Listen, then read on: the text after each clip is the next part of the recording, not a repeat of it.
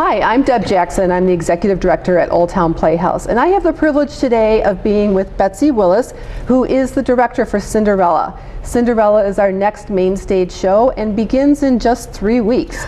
We're here on the stage that's being built for Cinderella. You can see that that's in process. This is like a height of activity right now, Betsy. People rehearsing every day, sets being built, costumes being made. Tell us about what's happening at this point, 3 weeks before show opens. It's all happening at this point, Deb. Let me first of all say I can't even believe we're allowed to be on the stage right now. These guys are working. They come in, I don't know, 8 in the morning, and they work until I kick them off the stage at night. So I'm amazed that we actually got to have the stage for a little while, which is great. Yeah, it's great to be up here. A little sneak preview. Yeah. So tonight we do a sing through with the orchestra. The cast has all been fitted for costumes, and the costume sewers are up there working like crazy. The props people have been in, the set people are working hard. The kids are all getting the first chance to experiment with all the various things on stage.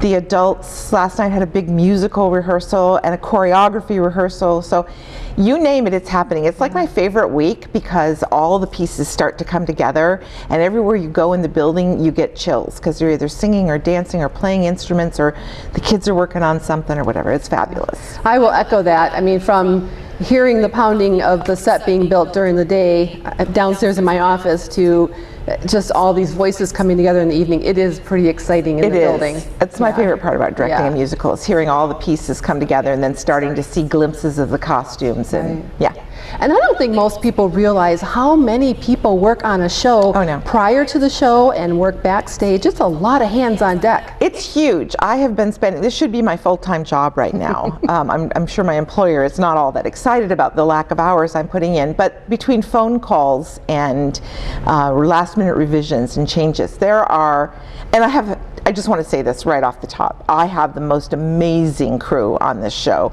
The cast is amazing. The crew is amazing.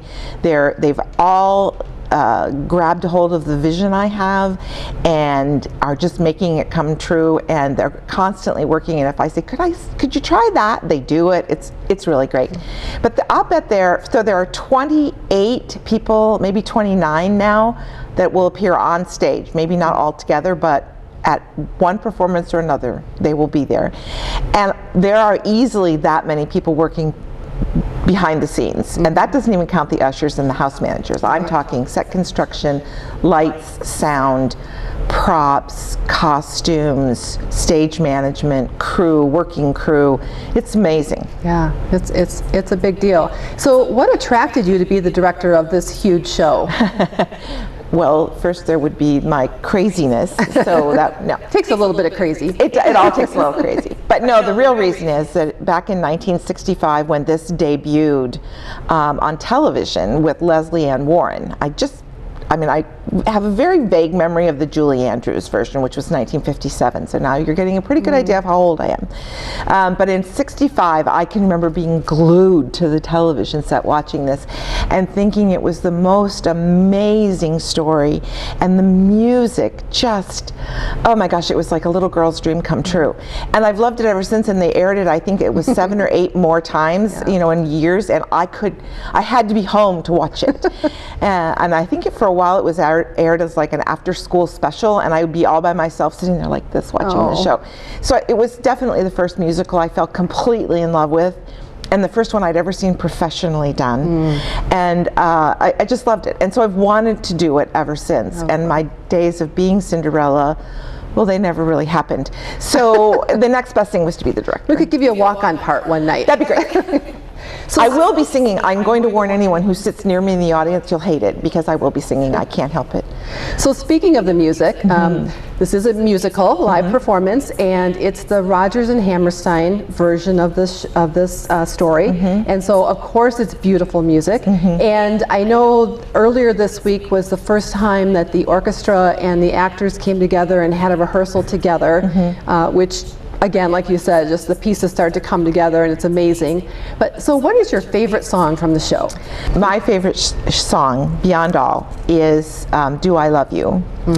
And It's a little disappointing in this show because they've reduced it to a very short snippet, and I think it's because they did a major rewrite 4 years ago, I think it was, to be more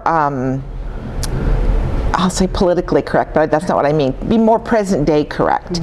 So the women in the show no longer all just want to be princesses. They have brains, and they have yes, they do, and they have thoughts about the world in which they live, which I love.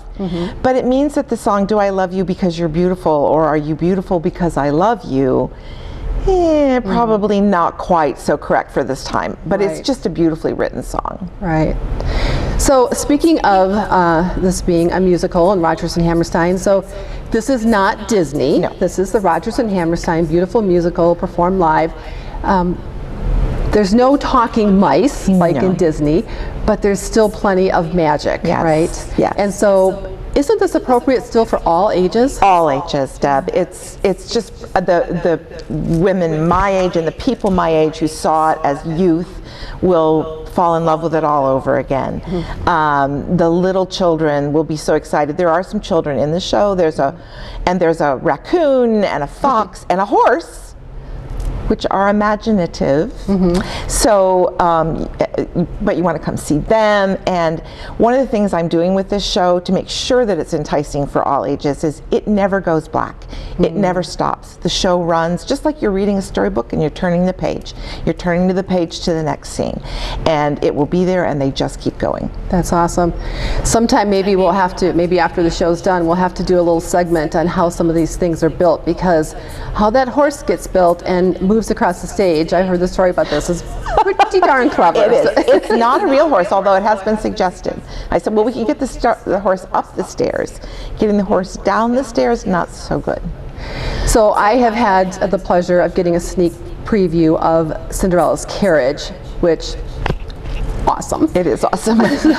So is that like the big surprise maybe of the show, or what kind of surprises might there be for the audience? So there's a whole series when the fairy godmother is transforming Cinderella into getting ready to go to the ball. There's the carriage transforms.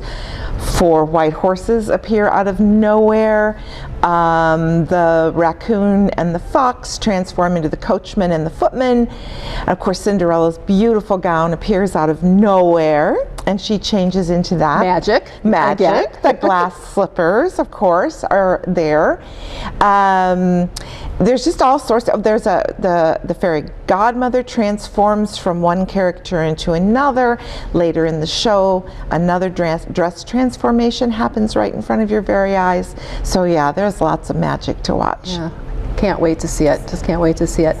So I am, as we said, it's appropriate for all ages. I think everybody will enjoy this, and I'm sure we're going to have a lot of little princesses and tiaras coming in to see the show, but really everyone, this is a show for everyone, I think. It is. Yeah. It is, and it really is meant to be. And we are also taking it kind of to a little new level a little bit, in that we want to make sure that it's for everyone who ever wanted to attend a ball, not just a little girl who imagined it, but anyone that had that dream sometime in their lifetime to go and do something like this or experience magic like this. So little boys might enjoy it as well. Yeah, absolutely. Anything else that you would like to tease us with or tell us about the show? So, the costumes are amazing. We have, everybody in the show has at least one costume change, and generally 3 or 4. And as you can imagine, for 28 people, that's a lot.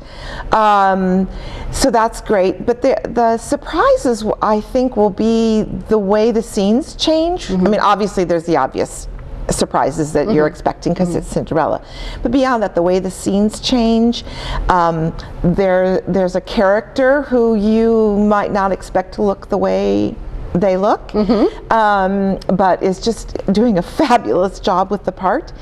There are the changes in the script will be a surprise for people, because it is different, and it's really it's much more socially acceptable, I think. That's very cool. Yeah, definitely for me, the scene changes, the amount of scene changes and the amount of costume changes. You know, I know this backstage space, and that in and of itself, all that action that's going to happen behind the scenes is pretty darn amazing Right. as well. But it will just keep flowing and be wonderful for the audience. And normally we can enter through the audience, but we can't do that because of COVID restrictions right now. So that's trying to move people just in and out 2 entrances on this stage is there'll be a lot of like, oh, where are they going to go this time? Because there are only 2 places. So, but it's still going to be beautiful. It's going to be beautiful. Yeah. So you aren't going to want to miss this. The show opens in 3 weeks on February 17th, and it runs for 5 weeks. And tickets are already selling really well. You can get your tickets at oldtownplayhouse.com or by calling the box office and talking to Paul at 947-2210. You're going to love it. Thank you, Betsy, so much. Thanks for having me.